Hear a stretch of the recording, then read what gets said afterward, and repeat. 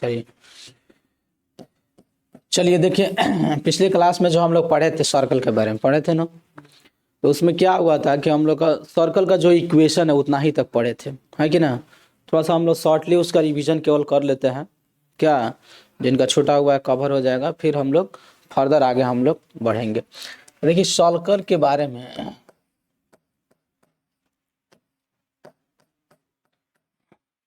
यहाँ से हम लोग का स्टार्टिंग में यानी सर्कल का इक्वेशन ऑफ ए सर्कल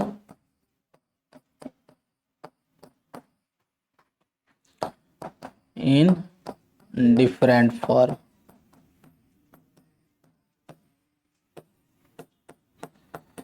यानी अलग अलग रूप में हम लोग का सर्कल का इक्वेशन पढ़े थे। इसी को हम लोग बस शॉर्ट वे में हम लोग समझ लेते हैं। देखिए पहला इसका रूप हम लोग देखते हैं। ये आपका सर्कल है, इसका ये सेंटर सी हो गया और यहाँ से मान लेते हैं इसका डिस्टेंस ए ले लेते हैं। यहाँ पे हम कोई पॉइंट लोकस बताए थे ना, ये सारा लोकस पॉइंट है, ये सब क्या है लोकस पॉइंट है। तो यहाँ पे एक पॉइंट हम लोग पी ले लिए और इसका कोऑर्डिनेट सपोज मान लेते हैं क्या है x, y और सेंटर। देखिए अब सेंटर का यहाँ पे हम लोग अल्फा बीटा मान लेते हैं, यानी पहला जो इक्वेशन है इसका हम लोग नाम रखते हैं सेंटर रेडियस फॉर्म। यानी सर्कल का पहला जो इक्वेशन है इसका नाम रख रहे हैं सेंटर रेडियस फॉर्म।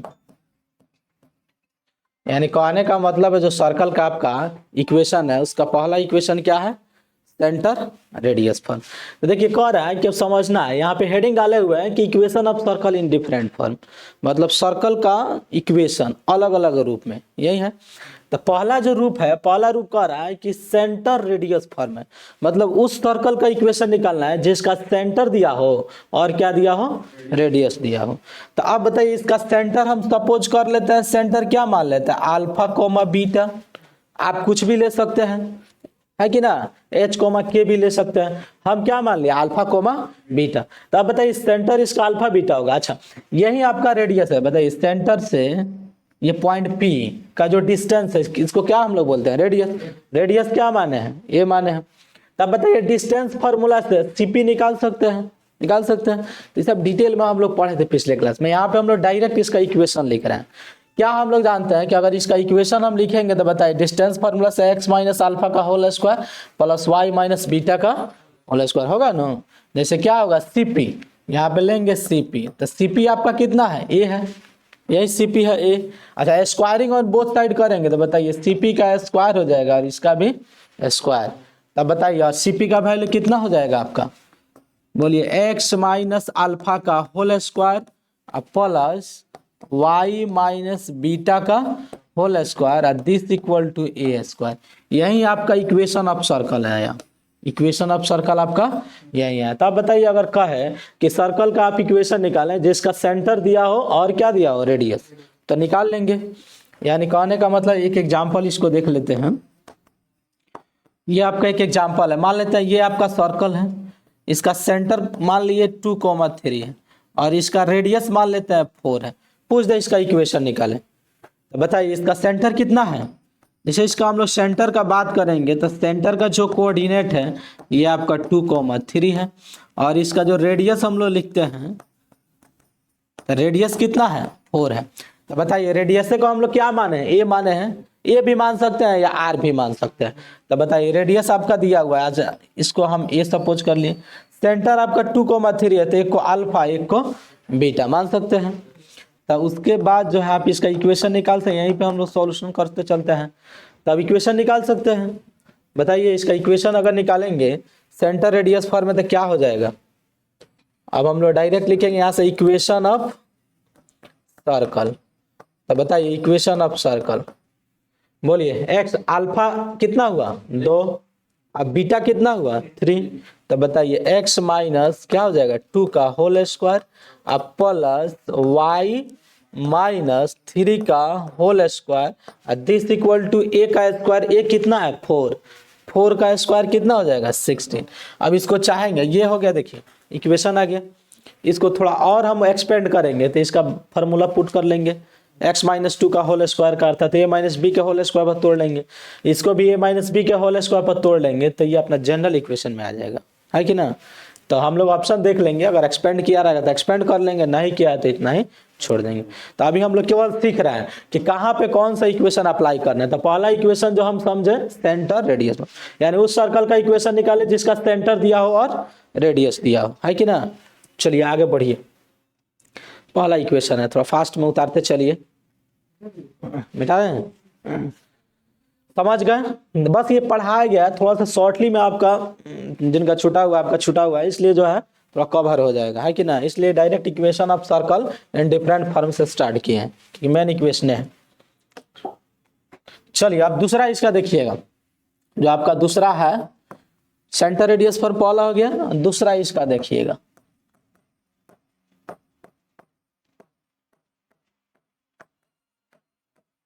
अब देखिए दूसरा जो है, यानी इक्वेशन ऑफ सर्कल का दूसरा इक्वेशन का नाम हम रख दिए स्टैंडर्ड फॉर्म। क्या नाम रख दिए? Standard form. तो समझिएगा स्टैंडर्ड फॉर्म में क्या है। ये आपका सर्कल हुआ, इसका सेंटर, अब देखिए सेंटर का कोऑर्डिनेट 0 0 कर दिए, और रेडियस तो आपका यहाँ पे दिया हुआ ए। तब बताइए कह रहा है कि अब यहाँ पे सेंटर पहले था अल्फा कोमा बीटा था, अल्फा कोमा बीटा, अब यहाँ पे क्या हो गया? 0 0 हो गया, यानी सेंटर जो है आपका, जो सी का कोऑर्डिनेट है, ये क्या हो गया? 0 0। तो बताइए अभी जो इक्वेशन पढ़े थे सेंटर रेडियस, उसमें अल्फा का मान कितना हो गया? 0। अब बीटा का मान कितना हो गया?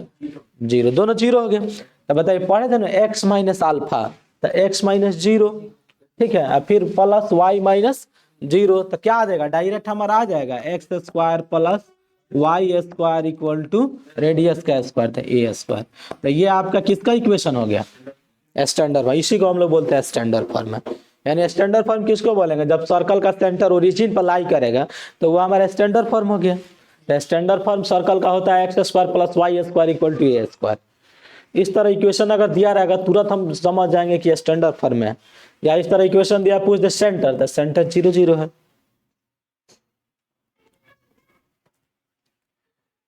जल्दी जल्दी उतारिए। तीसरा इसका देखिएगा डायमीटर फॉर्म। क्लास में जब पढ़ाया गया है इसका पूरा डिटेल फॉर्म, डायमीटर फॉर्म, ये सारा डिटेल फॉर्म निकाल के उसमें बताया गया, उसमें प्रूफ करके बताया गया। इसमें केवल हम लोग डायरेक्ट लिख रहे हैं। हो गया। अब देखिएगा तीसरा डायमीटर फॉर्म क्या होता है। जैसे मान लेते हैं ये आपका सर्कल हुआ, अच्छा ये आपका मान लेते हैं जो लाइन, बताइए जो लाइन अगर सेंटर से पास करता है उसको क्या बोलते हैं? डायमीटर बोलते हैं, है कि ना। तो आपका ए बी जो है क्या हो गया? डायमीटर हो गया। ए बी क्या हो गया? डायमीटर हो गया। तो समझिएगा अगर ए बी डायमीटर हुआ तो कह रहा है कि जो ए का जो कोऑर्डिनेट है, इसका कोऑर्डिनेट दिया x1 कोमा y1। अच्छा बी का जो कोऑर्डिनेट है, ये कोऑर्डिनेट है x2 कोमा y2, यही है। तो अब कह रहा है कि उस सर्कल का इक्वेशन निकालना है जिसका डायमीटर का एंड पॉइंट दिया है। क्या दिया है? डायमीटर का एंड पॉइंट, या डायमीटर का एंड पॉइंट बोलिए, या इसी को हम लोग बोलते हैं एक्सट्रीमिटीज पॉइंट। एक्सट्रीमिटीज का मतलब हो गया किनारा वाला पॉइंट, है कि ना। तो बताइए किनारा वाला ये है और ये भी किनारा वाला है, तो क्वेश्चन में बोले एक्सट्रीमिटीज पॉइंट, तो समझ जाएंगे क्या, दोनों एंड पॉइंट दिया हुआ है। तो आप देखिए अब इसमें सेंटर का कोई चर्चा नहीं है, इसमें रेडियस का भी कोई चर्चा नहीं है, सिर्फ क्या दिया है? डायमीटर का एंड पॉइंट दिया है। डायमीटर का क्या दिया है? And point. अब इसका इक्वेशन निकालना है कि ना। इसको बताया गया था पूरा डिटेल में। यहाँ से हम लोग क्या करते हैं, जैसे यहाँ पे कोई पॉइंट हम लोग ले लेते थे और इसको कनेक्ट कर देते थे, ये और इसको P मान लेते थे। अब बताइए ये आपका सेमी सर्कल हो गया। क्या हो गया? सेमी। ये तो आपका देख रहे हैं यहाँ से ये पूरा सेमी सर्कल, और सेमी सर्कल द्वारा जो एंगल बनता है ये हो जाता है 90 डिग्री। कितना हो जाता है? याद हम लोग पढ़े हैं पिछले क्लास 9th में ही है। सेमी सर्कल द्वारा जो बनाया गया एंगल होता है वो क्या होता है? राइट एंगल होता है। तो राइट एंगल हो गया।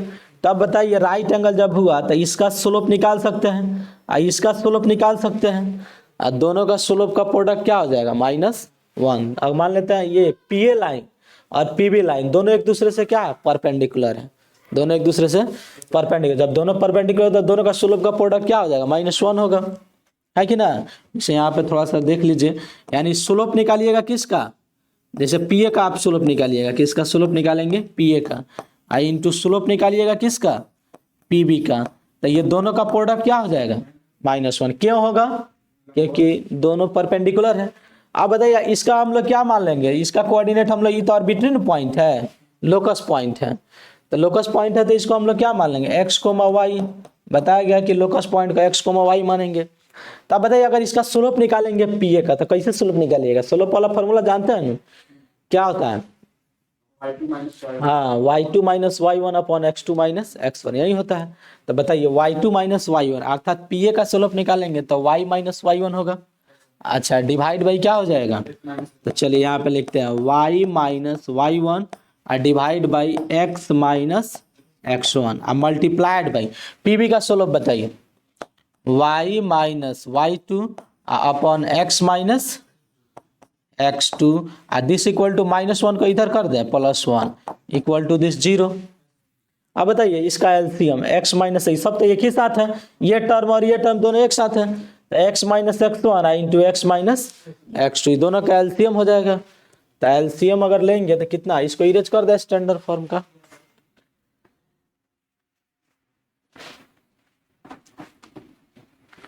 अब बताइए इसका अगर हम लोग एलसीएम लेते हैं टोटली का तो क्या आएगा LCM, x minus x1 into x minus x2 यही आएगा। तो बताइए अगर ये एलसीएम लिए तो ये टोटली टर्म एक साथ है, तो एक साथ है तो क्या आ जाएगा y माइनस y1 आएगा और फिर इंटू सब एक ही ना, x minus x1 into x minus एक ही है, तो y माइनस y1 इंटू क्या हो जाएगा y माइनस y2 हो गया। अच्छा इसका बाई 1 कर देंगे तो टोटली 1 से इसमें मल्टीप्लाई हो जाएगा तो क्या हो जाएगा बोलिए, प्लस टोटली यहाँ पे आके मल्टीप्लाई हो जाएगा तो टोटली क्या हो जाएगा x minus x1 into x minus x2 this equal to अब क्या है इधर 0। अब क्रॉस कर दीजिए, बताइए क्रॉस मल्टीप्लीकेशन करेंगे तो ये पूरा 0 हो जाएगा। अच्छा पहले x का लिख देते हैं, पहले x आता है इसलिए x का लिख लेते हैं, तो x minus x1 into x minus x2 आप प्लस, अब बताइए इसको अब मल्टीप्लाई किए तो ये पूरा ये वाला वैल्यू पहले कर दिए, अब y वाला बाद में लिख देंगे, तो y minus y1 into y minus y2 ये मल्टीप्लाई करेंगे तो पूरा 0 हो जाएगा। हो गया, यही इक्वेशन आ गया। तो इसको हम लोग क्या देखिए ये बताने का इसलिए कभी कभी भूल गए हम लोग तो तुरंत क्या करेंगे, दो ही इंड पॉइंट दिया हुआ है, दोनों इंड पॉइंट को कनेक्ट करेंगे, यहाँ पे हम लोग पॉइंट ले लेंगे कोई, हम जानते हैं कि ये 90 डिग्री होता है तो इसका स्लोप है इसका स्लोप, दोनों का स्लोप का प्रोडक्ट क्या कर देंगे -1 और तुरंत निकाल लेंगे इक्वेशन। अगर याद है तो पुट कर लेंगे x माइनस x1, तो x1 देखिए तो ये वाला पॉइंट हो गया पहला, और फिर into x minus x2, x2 कौन हो गया दूसरा वाला पॉइंट हो गया, फिर उसके बाद प्लस लिखेंगे और y माइनस y1, y1 कौन हो गया पहला वाला का पॉइंट y कोऑर्डिनेट, फिर y2 दूसरा वाला का y कोऑर्डिनेट डायरेक्ट पुट कर लेंगे। तो ये आपका कौन सा फॉर्म हो गया, डायमीटर फॉर्म हो गया। क्या हो गया डायमीटर। अगर इस पर हम लोग क्वेश्चन बनाएंगे, इसका क्वेश्चन कई तरीके से घुमा घुमा पूछता है। जैसे मान लेते हैं ये क्वेश्चन है, ये आपका सेंटर हो गया, ये ए है और ये बी, ये मान लेते हैं 2,3 है, ये आपका -1,3 है, यही है, ये आपका कोऑर्डिनेट हो गया, ये कोऑर्डिनेट 2,3 ले लिया, बी -1,3। तो आप बताइए इसका इक्वेशन बोले तो ये आपका क्या हो जाएगा, ये x1 हो जाएगा और ये y1, ये आपका बताइए x2 हो जाएगा और ये क्या हो जाएगा y2 हो जाएगा। आप बताइए इसमें x1 x2 का वैल्यू पुट कर देंगे, y1 y2 का वैल्यू पुट कर देंगे तो क्या निकल जाएगा आपका इक्वेशन।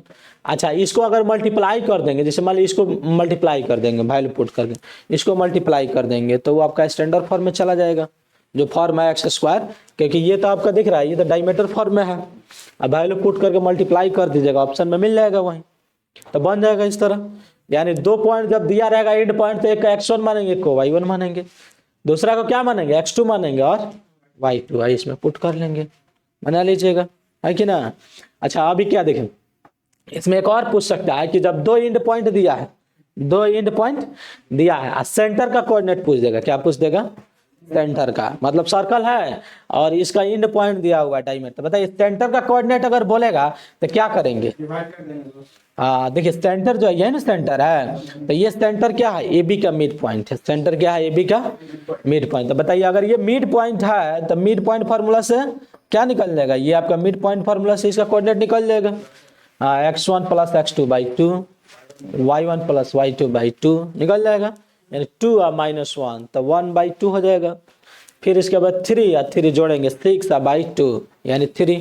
तो एंड पॉइंट दिया है तो इससे क्या निकल जाएगा, इसका सेंटर का कोऑर्डिनेट निकल जाएगा।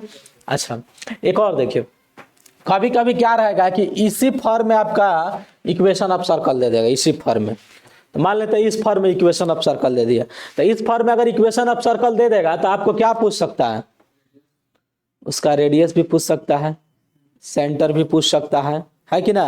तो बताइए अगर इस फॉर्म में इक्वेशन दिया है तो आप सेंटर कब निकालिएगा, जब तक आपका एंड पॉइंट नहीं पता चले। तो जब एंड पॉइंट देखिए आप जैसे x में से जो माइनस करेंगे वो x1 होगा, फिर x में से दूसरा वाला जो पॉइंट माइनस करेंगे वो x2 होगा। तो इसी तरह फिर y में से एक माइनस करेंगे y1 और y में से दूसरा वाला y2। तो आपका x1 देखिए x1 y1 x2 y2 मिल जाएगा। तो अब x1 y मिल जाएगा तब सेंटर निकाल लेंगे। तो किसी तरह अगर दो एंड पॉइंट दिया तब वो सेंटर पूछ सकता है, या सर्कल का इक्वेशन फॉर्म में अगर दिया है तो भी सेंटर पूछ सकता है। सेंटर जब पूछ लिया तो रेडियस निकालना होता तो निकाल लेंगे, इसका AC निकाल लीजिए या BC, वही रेडियस हो गया। तो 3 फॉर्म हम लोग पढ़ लिया, डायमीटर फॉर्म है कि ना। आगे बढ़ा जाए, सब पढ़े इसलिए ज़्यादा इस पर एग्जाम्पल बनाने की जरूरत नहीं है, बस समझते चलिए।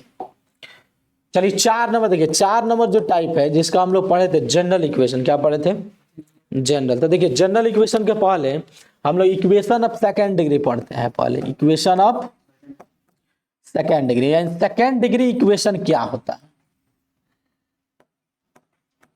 ये समझना है कि इक्वेशन ऑफ सेकेंड डिग्री क्या होता है। तो देखिए इक्वेशन ऑफ जो सेकेंड डिग्री होता है ax² plus 2hxy plus by² plus 2gx plus 2fy plus c equal to 0, यही होता है equation of second degree. Equation of second degree क्या होता है, यही आपका इक्वेशन ऑफ सेकेंड डिग्री होता है।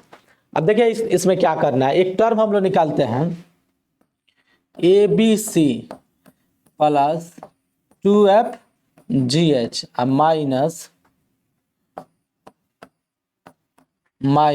bg² minus ch²।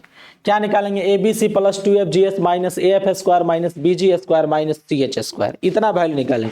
अब देखिए ABC क्या है, A बताइए, A क्या है, तो x² का कोफिशिएंट, B क्या है, y² का कोफिशिएंट।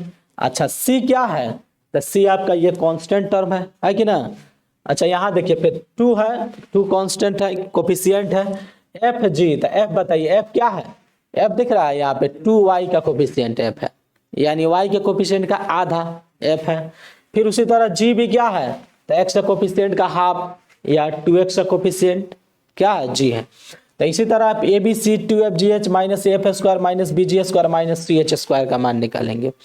अब देखिए इसमें क्या कंडीशन रहता है कि दो कंडीशन, अगर इसका जैसे मान निकालते हैं, सपोज इसको हम लोग पूरा वैल्यू को हम डेल्टा मान लेते हैं, क्या मान लेते हैं, पूरा, ये पूरा का मान क्या मान लिए, डेल्टा।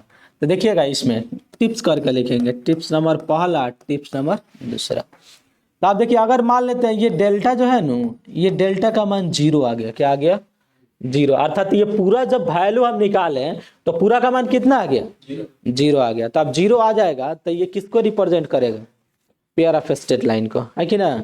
एक और पढ़ाए तो होमोजीनियस में pair of straight line represent करता था, तो उसका कंडीशन बताया था ना, उसमें C नहीं था, तो पेयर ऑफ स्ट्रेट लाइन को रिप्रेजेंट करेगा लेकिन ओरिजिन से पास करेगा, ये सिर्फ पेयर ऑफ स्ट्रेट लाइन को रिप्रेजेंट करेगा। इसमें तो C है, तो C है तो ये तो ओरिजिन से पास करने की जरूरत नहीं, सिर्फ पेयर ऑफ स्ट्रेट लाइन को रिप्रेजेंट करे।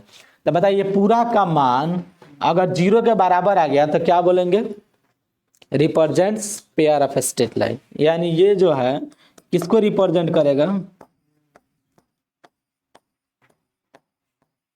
Represents pair of straight line.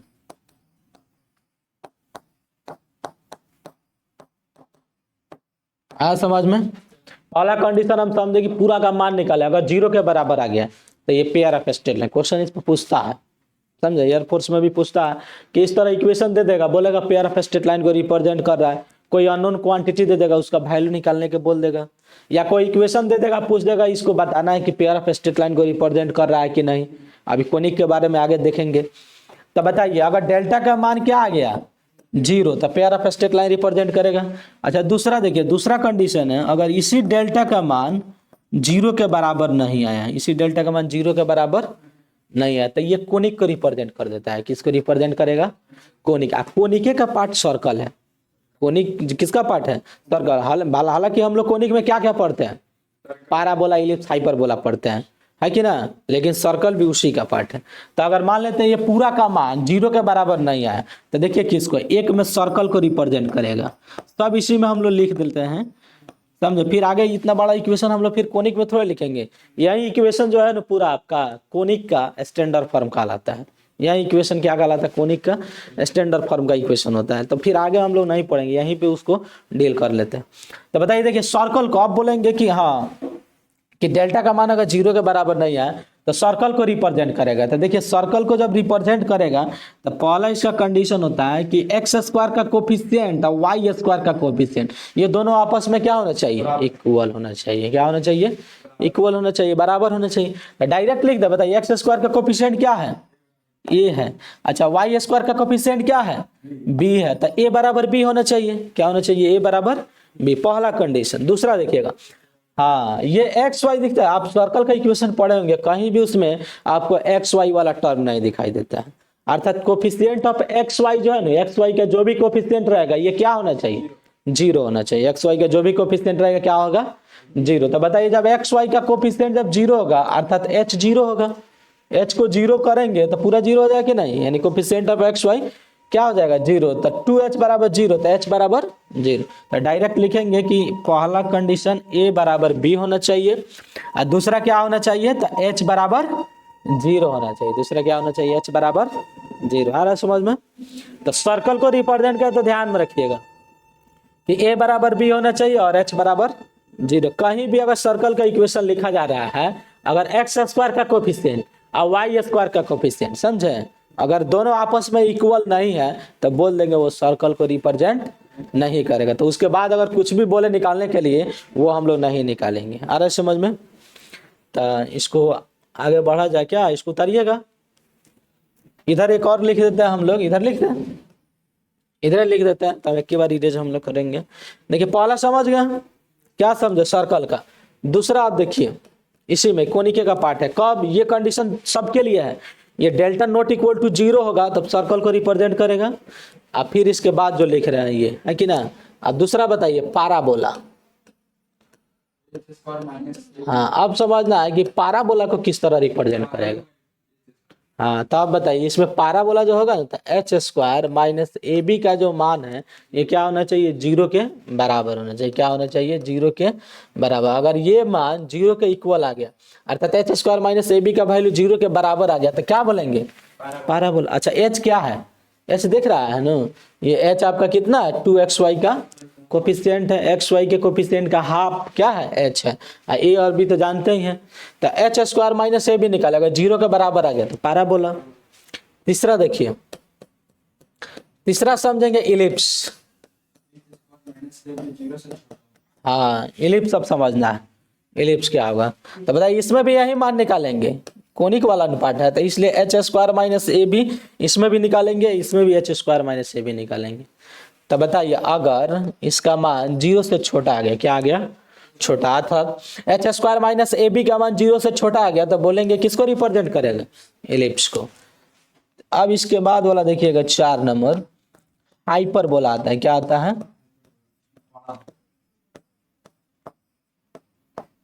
Hyperbola समझना है कि ना। तो देखिए हाइपरबोला में भी हम लोग क्या निकालेंगे? हाँ इसमें भी H square minus A B निकालेंगे। इसमें भी आप निकाल लीजिए क्या? H square minus A B. अच्छा इसमें देखिए जीरो के बराबर है, ये जीरो से छोटा है तो ये क्या हो जाएगा? जीरो से बड़ा। ये सारा आपका कहाँ से निकल के आ रहा है कि जब डेल्टा का मान जीरो के बराबर नहीं होगा तो सर्कल को रिप्रेजेंट करेगा, तो ये कंडीशन होगा। उसके बाद आपको पैराबोला को रिप्रेजेंट करेगा तो इसके लिए क्या कंडीशन है? H square minus A B का मान जीरो के बराबर। इलिप्स को रिप्रेजेंट करेगा तो H square minus A B का मान क्या होगा? जीरो से छोटा होगा। उसके बाद हाइपरबोला को रिप्रेजेंट करेगा तो इसके लिए condition H square minus A B का मान क्या होगा? जीरो से बड़ा होगा। होगा कि नहीं? इस पर क्वेश्चन पूछा जाता है, इस पर भी पूछा जाएगा और इस पर भी, समझे, बहुत इंपॉर्टेंट कंसेप्ट। तो आगे हम लोग ये कोनिक में पढ़ते हैं इसलिए क्योंकि बड़ा इक्वेशन है, फिर बार बार लिखने की वजह से यहीं पे हम लोग डील कर लिए। आया समझ में? हाँ हाइपरबोला में पढ़ेंगे। अभी हम लोग सर्कल पढ़ रहे हैं, है कि नहीं? तो सर्कल के बारे में डिस्कस करेंगे। अब सर्कल से ये कनेक्टेड था आपका तीनों, केवल पहचान करना पैराबोला, इलिप्स, हाइपरबोला, है कि ना? तो इसी में हम लोग इसको समझ गए, समझे? पैराबोला अलग पढ़ेंगे, समझे? इलिप्स अलग पढ़ेंगे और हाइपरबोला हम लोग अलग पढ़ेंगे। आ रहा है समझ में? वो सब अलग। अभी हम लोग क्या पढ़ रहे हैं? सिर्फ सर्कल पढ़ रहे हैं, है कि ना? तो इसमें कोई हाइपरबोला, इलिप्स का, कोई पैराबोला का कंसेप्ट नहीं अभी डील करना है। केवल हम अभी सर्कल पढ़ रहे हैं। आ रहा है समझ में? केवल सर्कल से रिलेटेड था वो बात, इसलिए हम बता दें। एक बड़ा इक्वेशन है, बाद में नहीं लिखेंगे हम लोग। चलिए आगे बढ़ते हैं। अब हम लोग क्या, आप सर्कल का इक्वेशन पर फिर आते हैं। आगे बढ़े, इसको इरेज करें, इरेज किया जाए, उतारते चलिएगा। आप देखिए, आप जो पढ़े थे, कितना नंबर इक्वेशन आप सर्कल पढ़े थे? 3 नंबर पढ़े थे। अब 4 नंबर पे आइए, देखिए आप, अब 4 नंबर जो हम लोग पढ़ेंगे, ये जनरल इक्वेशन आता है। क्या आता है? General equation of circle.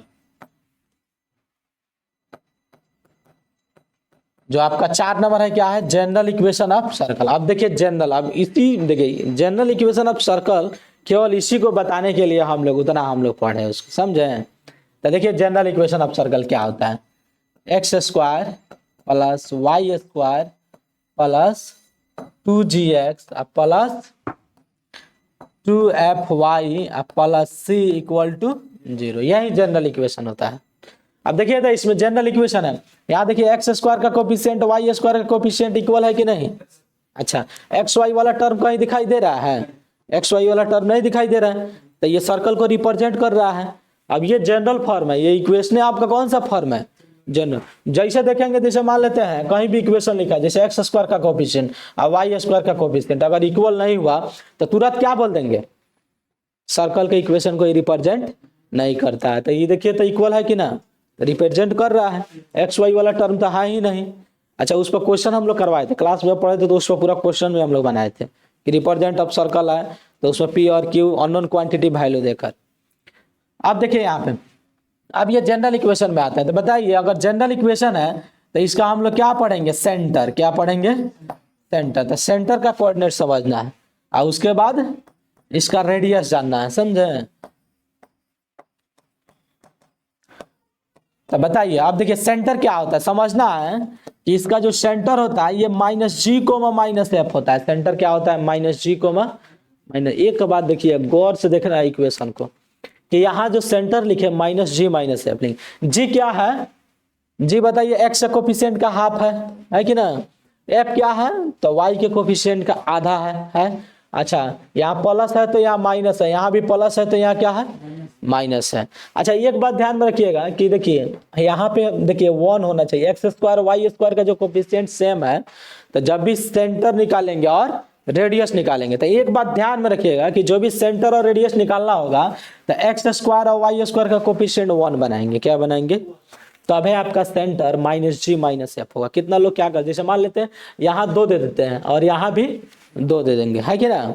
तो मान लीजिए वो भी तो आपको इक्वेशन ऑफ सर्कल को रिप्रेजेंट करेगा कि नहीं? क्योंकि एक्स स्क्वायर और वाई स्क्वायर का कोफिशिएंट इक्वल है कि ना? जैसे कोई इक्वेशन हम लोग लिखेंगे, जैसे यहाँ पे एक एग्जांपल है 2x square plus 2y square plus 6x minus 8y plus 5 equal to 0। मान लेते हैं एक इक्वेशन दे दिया आपका कोई, है कि ना? अब बताइए, अगर इसमें देखिए ये भी आपका किसका रिप्रेजेंट कर रहा है? बोलिए, किसको रिप्रेजेंट कर रहा है? सेंटर, सर्कल को रिप्रेजेंट कर रहा है। अच्छा, अब सर्कल को रिप्रेजेंट कर रहा है तो बताइए एक्स स्क्वायर का कोफिशिएंट यहाँ कितना है? 2 है। वाई स्क्वायर का कोफिशिएंट यहाँ कितना है? 2 है। दोनों इक्वल है। लेकिन अब देखना है कि जब इससे हम लोग इसका सेंटर लिखेंगे उस इक्वेशन का, तो हम क्या बनाएंगे? इसका कोफिशिएंट 1 बनाएंगे और इसका भी कोफिशिएंट क्या बनाएंगे? 1 बनाएंगे। यहाँ पे तो दोनों है, तो 1 बनाएंगे, तब है आप सेंटर लिखिएगा -g,-f। और रेडियस क्या होता है? तो रेडियस आपका होता है √g का स्क्वायर प्लस f का स्क्वायर और -c। यही होता है रेडियस। रेडियस को ध्यान में रखना है कि radius g square plus f square minus c कब होगा? जब x square Y square coefficient 1 होगा तब। समझ गए? यानी किसी रूप में दिया रहेगा, आप पहले क्या बनाइएगा? कोफिशिएंट उसका 1 बनाएंगे, आ रहा है समझ में? तो बताइए अगर इसका आपसे बोल रहे सेंटर निकालिए रेडियस निकालिए तो तुरंत क्या करेंगे? पहले यहाँ पे देख रहे हैं दो कोफिशिएंट है एक्स स्क्वायर वाई स्क्वायर के, तो क्या बनाएंगे? 1 बनाएंगे। तो 2 कॉमन ले लेंगे या सब में क्या करें? इसमें भी 2 से डिवाइड, इसमें भी 2 से, इसमें भी 2 से, इसमें भी 2 से और इसमें भी 2 से। बताइए ये कट गया, कट गया, ये कितना हो गया? 3 हो गया। ये कितना हो गया? हो गया। अब बताइए अब इसका अगर बोलेंगे कि सेंटर बताइए, क्या बताइए?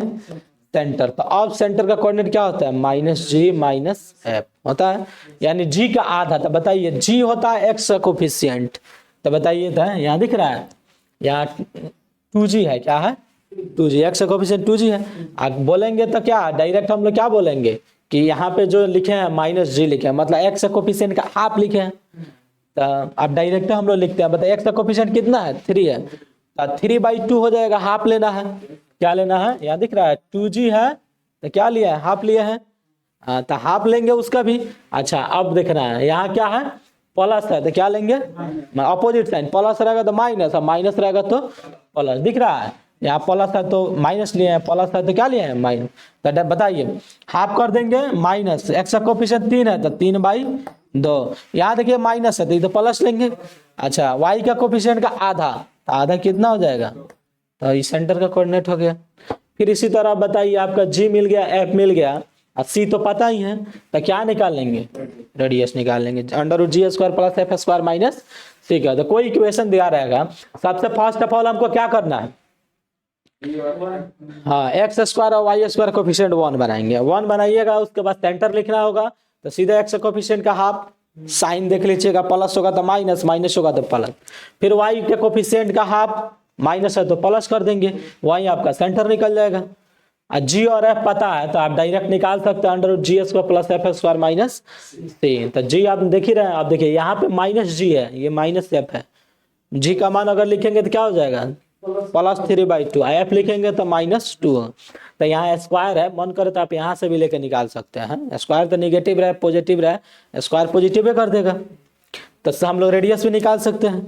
तो ये रहा आपका क्या? General equation. क्या रहा? General equation. यानी जनरल इक्वेशन में हम लोग ध्यान में रखना है कि कोई भी सर्कल का इक्वेशन अगर दिया रहेगा, एक और एग्जांपल देखिए, जैसे आपको बोल दे इस तरह, मान लेते हैं सपोज 4x² है प्लस कितना है? 5y²।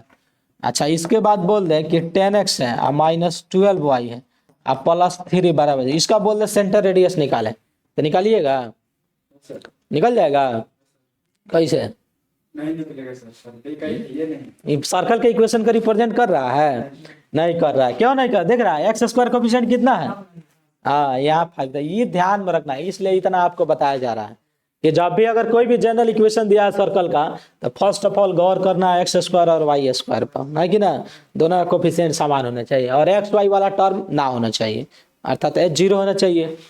तब समान रहेगा तभी आप निकालिएगा। क्या उस सर्कल के इक्वेशन को रिप्रेजेंट करेगा, तभी तो सेंटर और रेडियस निकालेंगे। और सेंटर रेडियस में ये भी ध्यान में रखना है कि x² और y² का कोफिशिएंट 1 बनाना है। नहीं तो डायरेक्ट हम लोग लिख देते हैं कि हाँ 4, अगर यहाँ भी 4 दिया रहा है तो डायरेक्ट लिख देंगे क्या? x का आधा, y का कोफिशिएंट का आधा कर लेंगे, गलत हो जाएगा।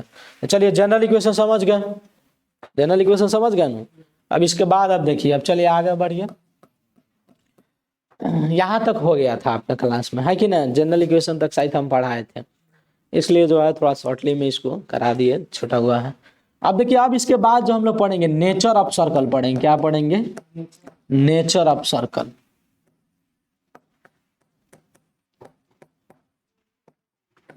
अब देखिए नेचर ऑफ सर्कल समझना है क्या होता है, यानी सर्कल का नेचर, यानी सर्कल की नेचर कैसी होती है, ये समझना।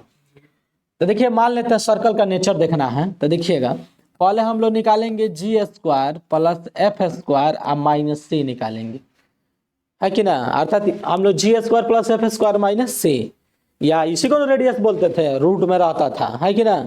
यही रूट में रहता था। रूट में हम लोग क्या लिखते थे? r बराबर g² + f² - c, यही स्क्वायर करेंगे तो रूट हट जाएगा, है कि ना? तो मेन इसका वैल्यू, अब देखिए ये वैल्यू का मेन हमको देखना है, g² + f² - c। उसी पर यहाँ पे देख लेते हैं कि सपोज मान लेते हैं कोई सर्कल का इक्वेशन ले लेते हैं। मान लेते हैं सर्कल का इक्वेशन आपका क्या है?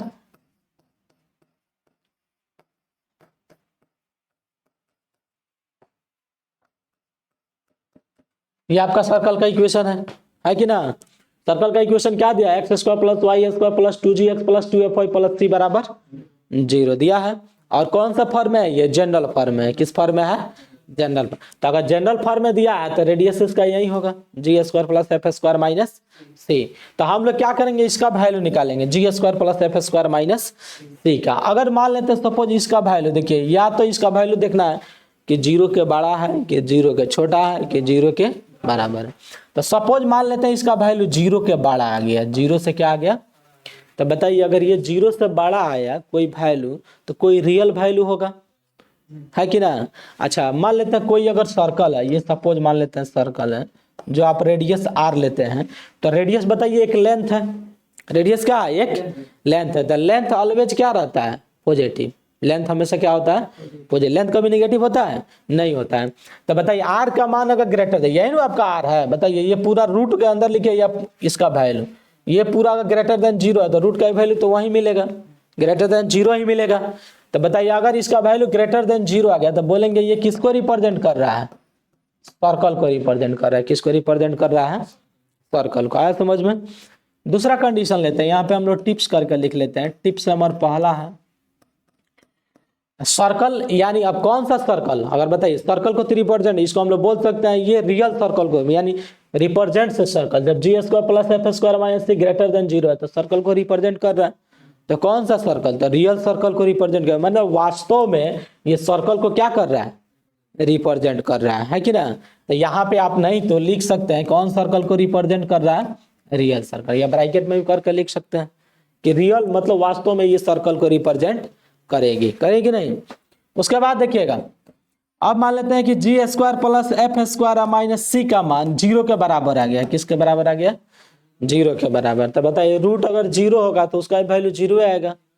हाँ तो अब कहने का मतलब ये 0 आ गया, तो बताइए 0 अर्थात रेडियस का मान क्या हो गया, 0। ये जो रेडियस दिख रहा है इसका कोई लेंथ नहीं है, ये रेडियस का कोई लेंथ नहीं है। तो कोई लेंथ नहीं है अर्थात कौन सा, ये दिख रहा है, ये भी सर्कल, पॉइंट सर्कल है, ये एक सर्कल, ये जो पॉइंट दिया है ना ये भी एक सर्कल है, लेकिन इसमें रेडियस है ही नहीं, अर्थात रेडियस का इसमें कोई लेंथ है नहीं है। तो ये पॉइंट सर्कल बोला जाता है। तो इसको हम लोग बोलेंगे कौन सा सर्कल को रिप्रेजेंट कर रहा है, तो ये पॉइंट सर्कल को रिप्रेजेंट कर रहा है। किस सर्कल को रिप्रेजेंट कर रहा है, पॉइंट सर्कल। आया समझ में। तीसरा देखिएगा कि G square plus F square minus C, अगर इसका मान लेते हैं क्या आ गया, 0 से छोटा आ गया। क्या आ गया, 0 से छोटा। तो बताइए 0 से अगर छोटा आ गया तो कहने का मतलब है कि बताइए 0 से छोटा आ गया तो रेडियस का वैल्यू क्या होगा, 0 से छोटा, है कि ना। तो रेडियस का वैल्यू 0 से छोटा होगा अर्थात निगेटिव होगा। तो लेंथ कभी निगेटिव होगा नहीं होगा, तो सर्कल ही नहीं बनेगा।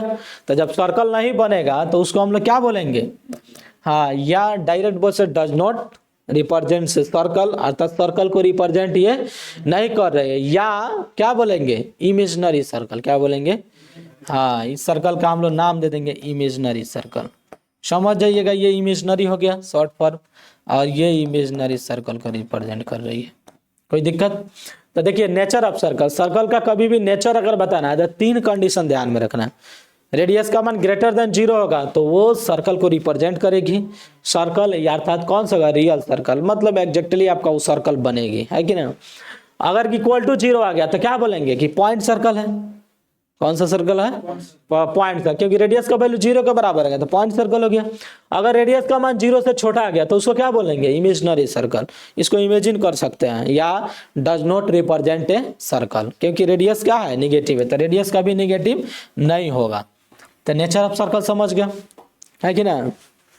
इसमें आपको कोई इक्वेशन दिया जा सकता है, पूछ देगा कि ये बताएं ये सर्कल को रिप्रेजेंट कर रही है, कौन सा सर्कल को रिप्रेजेंट कर रही है तीनों में से। तो इस तरह कोई सर्कल दिया रहेगा तो उसका हम लोग बना लेंगे, है कि ना।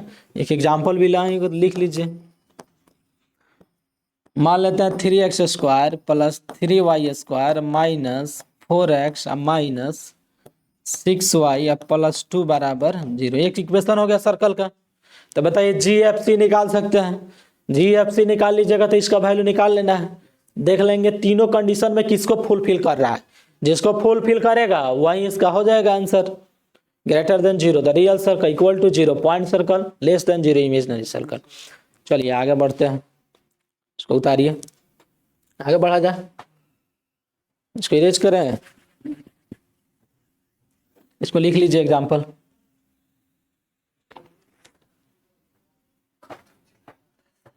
कितना टाइम हो गया क्या टाइम? चलिए और पढ़ा देते हैं, एक और टॉपिक खींच देता है, इसके बाद जो टॉपिक स्टार्ट करेंगे वो बड़ा बड़ा टॉपिक आएगा। हाँ, और कोई स्टूडेंट आ रहा था तो थोड़ा फास्ट खींच देते, लेकिन अभी इसीलिए आराम आराम से चल रहा है, बहुत आराम आराम से पढ़ा रहे हैं, समझे? सबका छूटेगा तो फिर से आएगा, सब बोलेगा फिर से पढ़ाई। अच्छा, ये भेज दे दें। चलिए इसके बाद लिखिए, अब हम लोग का समझना है पोजीशन, छोटा टॉपिक है position of a point with respect to circle. देखिए नेक्स्ट पॉइंट है, कह रहा है position of a point with respect to circle, मतलब ये आपका एक सर्कल है कि ना, ये आपका सेंटर हो गया। अच्छा, कोई पॉइंट हो गया, सपोज मान लेते हैं एक पॉइंट P है जिसका कोऑर्डिनेट आपका क्या है x1, y1, कोई पॉइंट हो गया। अच्छा, अब ये जो पॉइंट P है ये आपको बताना है कि क्या ये सर्कल के बाहर लाई कर रही है, क्या ये पॉइंट सर्कल के अंदर लाई कर रही है, इनसाइड, क्या ये पॉइंट जो है सर्कल के बाउंड्री पर लाई कर रही है। तो तीनों केस बताना है, क्या बताना है? तीनों केस, ये पॉइंट के बारे में तीनों बताना है कि कब ये आउटसाइड है कि इनसाइड है कि ऑन बाउंड्री है। तो देखिए इसमें जो है आपका कोई भी सर्कल का इक्वेशन दिया जा सकता है, कोई भी सर्कल का इक्वेशन दिया जा सकता है। सपोज मान लेते कोई, अगर या तो जनरल इक्वेशन में दे सकता है, या स्टैंडर्ड फॉर्म में दे सकता है कि ना, या सेंटर रेडियस फॉर्म में दे सकता है। तो बताइए, अगर मान लेते हैं सपोज जनरल फॉर्म लेते हैं कि एक सर्कल का इक्वेशन है,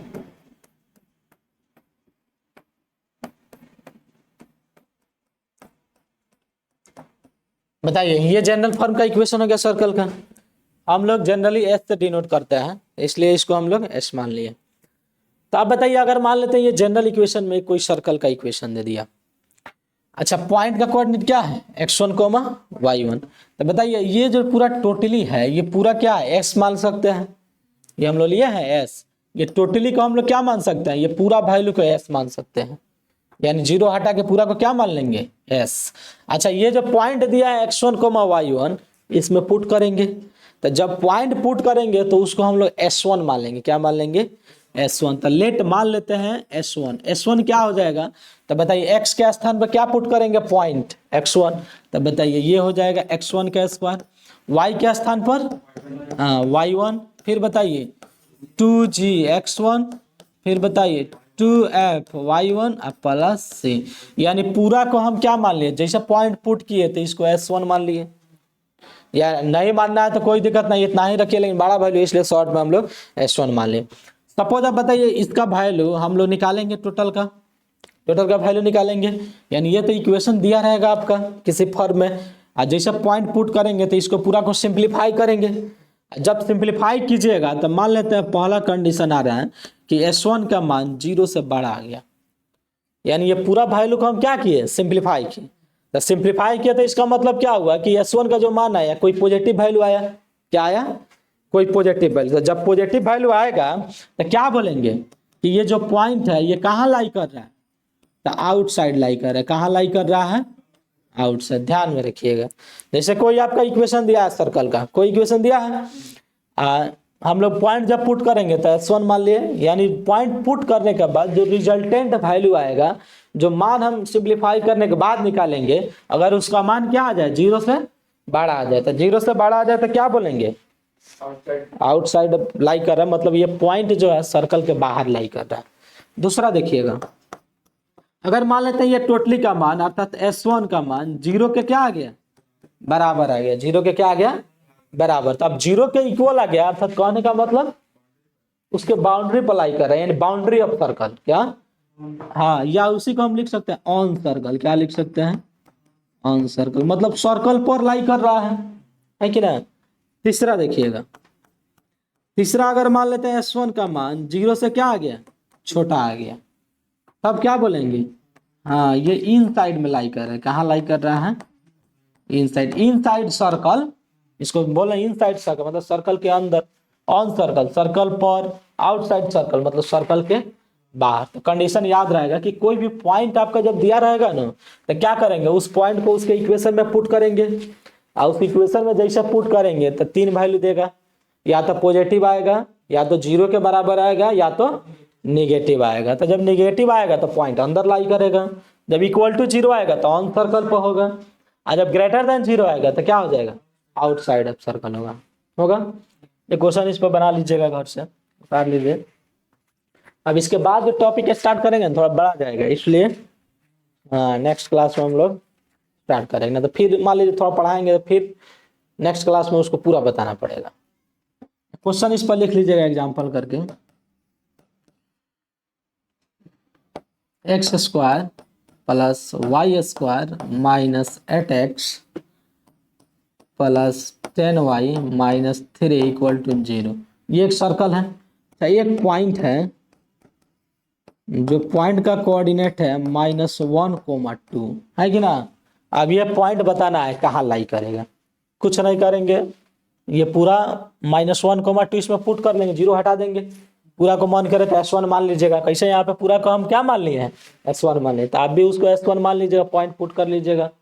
डायरेक्ट पॉइंट पुट करेंगे LHS में, तो इस तीनों में से जिसको फुलफिल करेगा वही आपका आंसर हो जाएगा, है कि ना। तो आज इतना ही रहने दिया जाए,